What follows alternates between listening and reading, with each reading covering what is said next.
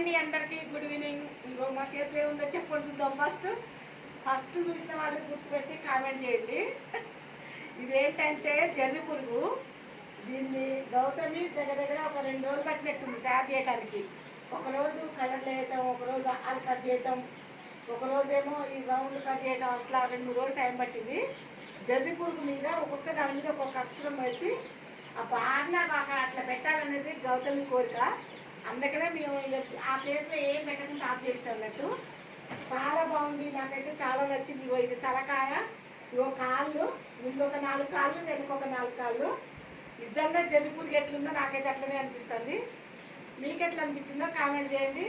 మా వీడియో చూసిన ప్రతి ఒక్కరు కూడా సబ్స్క్రైబ్ చేయండి, లైక్ చేయండి, షేర్ చేయండి. బాయ్.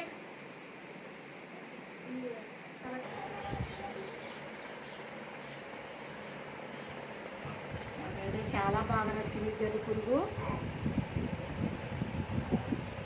మా సెంటర్కి మొత్తానికి అందం తెచ్చిపెట్టే జర్రి పురుగు అన్నట్టు.